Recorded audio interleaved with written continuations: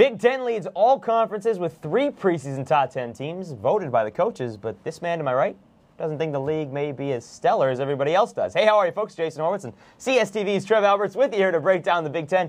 What don't you like about the conference, Trev? Well, I think there's some good teams. I think Michigan's a very good team in this conference. But to me, it's sort of the same old thing every year. You know, you're going to have Michigan. You're going to have Ohio State at the end of the season, probably to determine the conference champion. And, yeah, I think you can throw Wisconsin into that conversation. Brett Bielema's done a terrific job. But remember, that team didn't play Ohio State last year. A lot of people loved that 12-1 record, but they did play Michigan, lost that game, and didn't play Ohio State. So I just think that this is a conference that's top-heavy. The bottom hasn't made a lot of progress. And let's face it, this conference, Jason, must do something.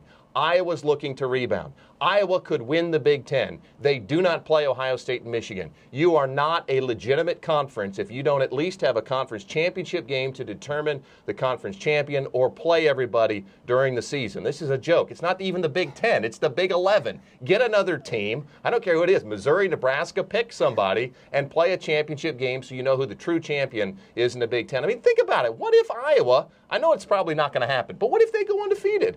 What if they go undefeated and call themselves Big Ten champions and don't play Michigan and Ohio State? They've been lucky so far. But it's happened before. It has happened in the 2000s where a team has won the conference without playing Michigan and Ohio State. And that's not right. Right. Sorry. Pac-10 has it right. Everybody plays everybody in the Pac-10. They have it right. Well, you did mention Michigan being at the top like they always are, and 3 seniors came back. Chad Henne, Mike Hart, Jake Long. They have incredible offense when you throw Mario Manningham in there as well. Is it the best offense in the country?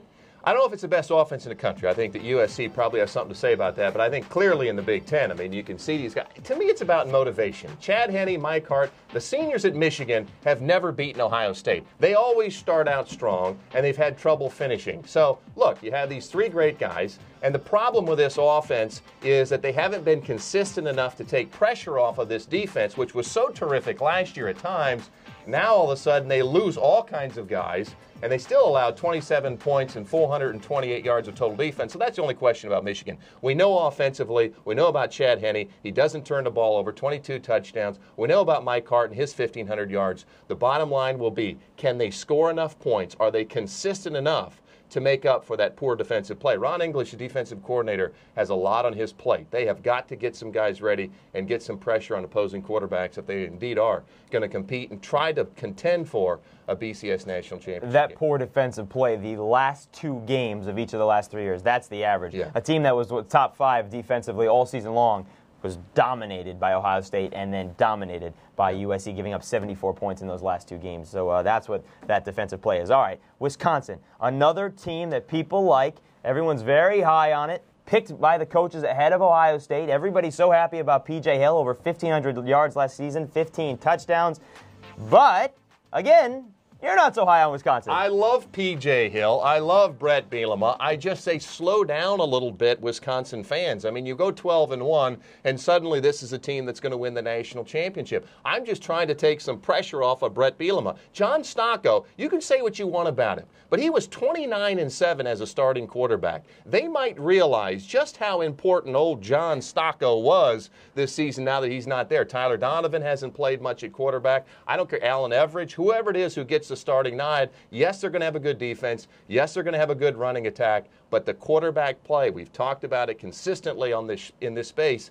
Can the quarterback play be good enough for Wisconsin to contend? That's the question. That's just simply why I'm not putting them at the top. They can do it, but they haven't done it yet. He does have a couple of good receivers to throw to in Swan and Hubbard, though. So we'll have to see what Wisconsin does because Brett Bielema did have just 1 loss last season. All right, we've gotten this far. We haven't talked about Ohio State. Last year's national champion runner-up. Last year I had to reload on defense, did just fine. This year, it's time to reload on the other side of the football. What does Jim Tressel do? Well, I think you go back to playing Jim Tressel football. I mean, I think their offense has to understand that right now the strength of this team is their defense. I mean, you got to give this team a lot of credit. Last year had 2 returning starters on the defensive side of the ball. James Laurinaitis, I don't know, I'd never heard of the guy. He kind of comes out of nowhere. It's just a remarkable season at linebacker. They seem to keep churning out terrific front sevens at Ohio State and speedy defensive backs. So I expect more of the same. I think they'll have a very good defense. I think they'll rely on Chris Wells. They'll just hand off. I don't really care who the quarterback is right now. I think the point is you have to get to that quarterback's head. You're not here to win games for us. You're merely here to hand the ball off and not turn the ball over. They've had some quarterbacks like that in the future or in the past, and they've been pretty successful. So we'll see if it is also successful in the future. Yeah, Joe Germain maybe come to Exactly. mind. All right, let's get to your surprise team, and it's somebody who usually can be pretty good, and a couple of years ago went to the Orange Bowl. Yeah, it's Penn State. I mean, how about this team? And, you know, if you look at the graphic here, Anthony Morelli, he needs to play a little bit better, but it's the bottom part why I think this could be a surprise team. Notre Dame, Iowa, Ohio State, and Wisconsin all at home. Very difficult to go on the road to Penn State with all those fans sitting there and play that team. So I think the fact that they're all playing at home, and remember, if they have any disciplinary issues, they'll all be there the next day picking up trash. I think it was brilliant of Joe Paterno to get control of that team again. I think Penn State's going to be a good team. And he'll be watching them doing that from the press box. All right, a couple of quick hits here. Illinois, Ron Zook back for another season. A couple of great recruiting classes, but last year just 2 wins. Does it turn around this year? Well, I think they're going to be better. I'm looking for 4 or 5 wins. I mean, they're still very young. Juice Williams, 39% completion. That's got to get better. At the end of the day, you can bring all the great talent you want. Aurelius Ben at wide receiver, he's supposed to be an outstanding player.